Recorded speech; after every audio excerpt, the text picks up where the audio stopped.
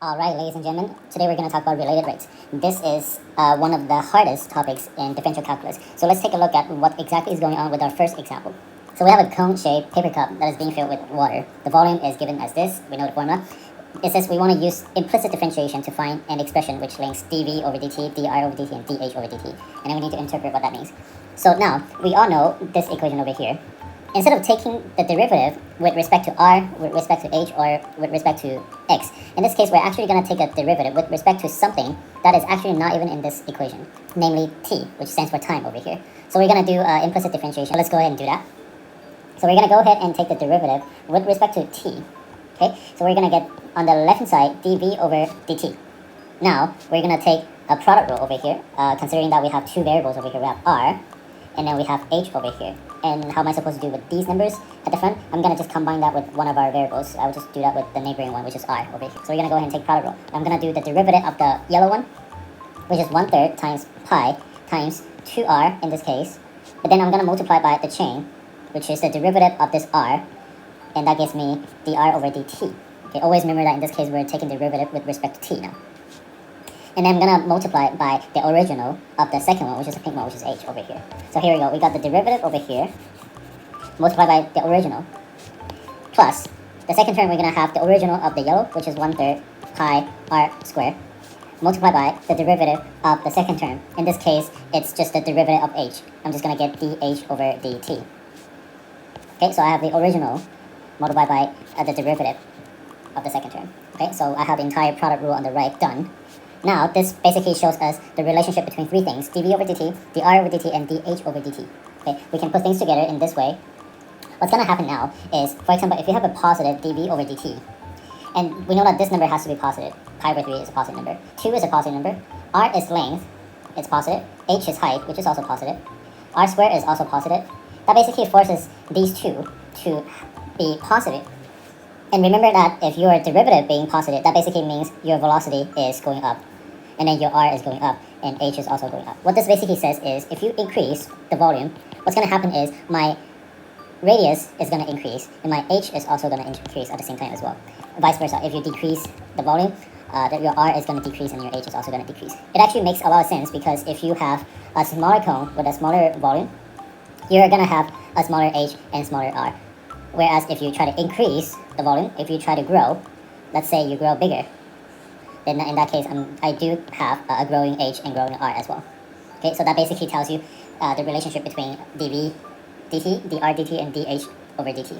So this basically shows you a general picture of what related rate is about. So now we're not taking derivative of a variable that we see inside the equation. Instead, we're actually going to take derivative of this equation with respect to something that is not even in the equation. So let's take a look at more examples below. So here's a general guideline on solving related rates problems. The zero step is, if possible, it is always a good idea to help us visualize by drawing a diagram to ourselves. And then the second thing is, maybe we can identify all variables before we actually go ahead and try to solve them. And therefore, you will also try to identify what exact variable are we trying to solve for, or what exact quantity are we trying to solve for from the question.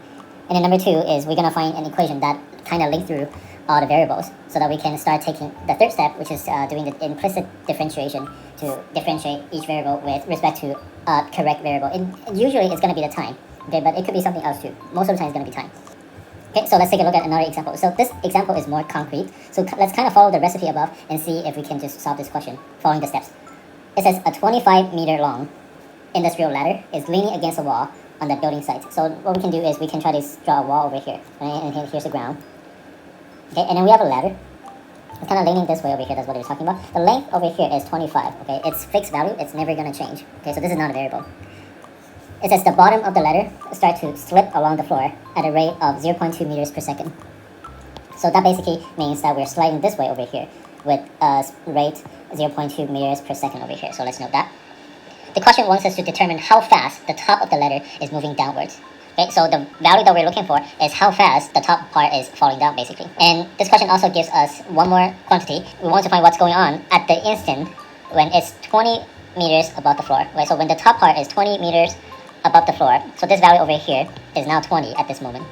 Okay, so what's going to happen at this point in time? So basically that's our diagram over here, so we're done with that. So we can use that to help us move on to step 1. We want to identify all variables over here. There are only 2 variables that are actually changing the values. The first variable is the length here, which is, let's call that x over here, and y value, which is the distance from the top of the ladder to the ground. Alright, so we're done with number 1. There are actually a few things that we can also identify as well. For example, this value over here, the 0.2 over here basically tells us how much your x is growing over here. So this basically means I'm talking about dx over dt then. And what exactly is this question looking for? What is this question mark over here? This is exactly just dy over dt. Now we want to find an equation over here involving all the variables. Notice that in this case we are actually having a right triangle, and therefore we can actually use our Pythagorean equation over here, stating that x squared plus y squared is actually going to give us 25 squared. Okay, so we're done finding an equation. We're going to use implicit differentiation to differentiate that. But before then, we can actually go ahead and find out one more thing about this question. Notice that when y is equal to 20, we can actually find the value of x. So we can mark that on our diagram over here, that at this moment that we're finding the value at, the x value is actually 15 in this case. Okay, so now let's go ahead and take the implicit differentiation over here.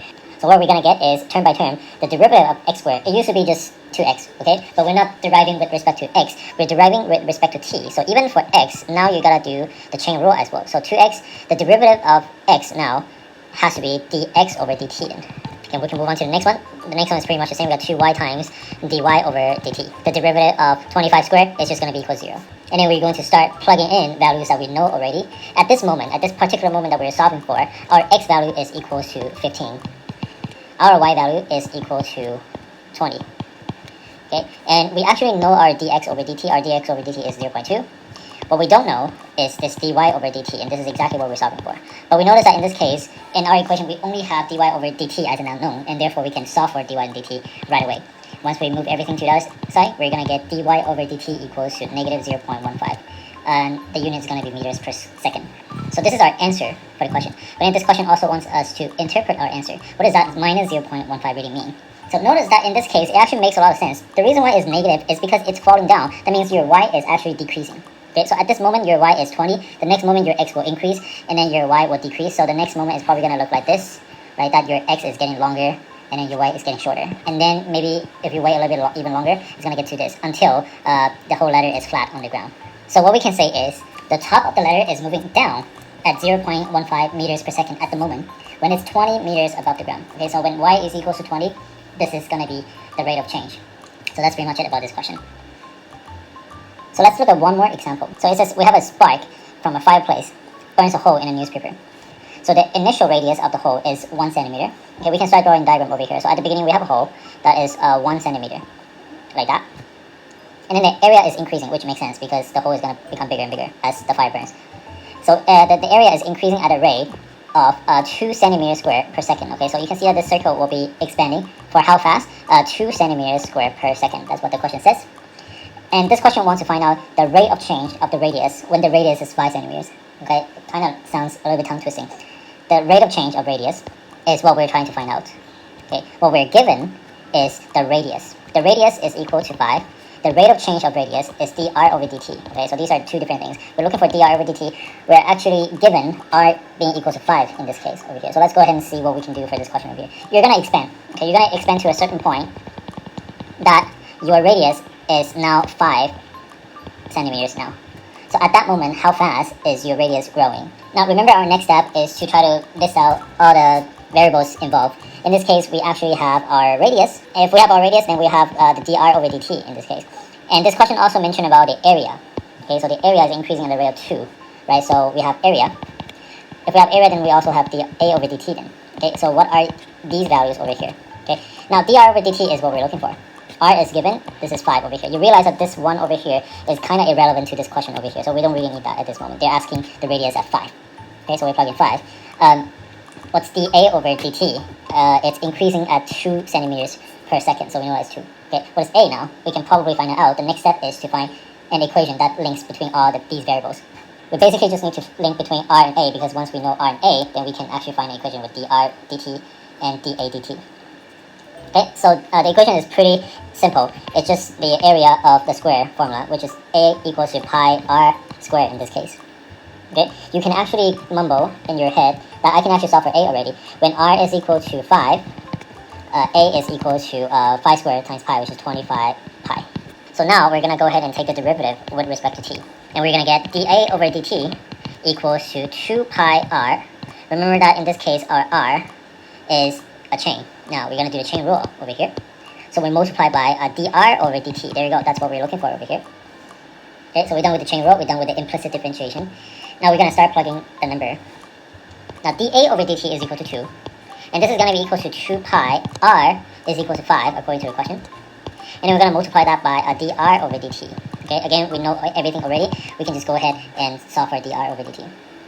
Okay, our dr over dt in this case is just 1 over 5 pi centimeters per second. And that's it for this question. We can probably go over more examples regarding this topic, but that's it for this lesson. Thanks for watching. Peace.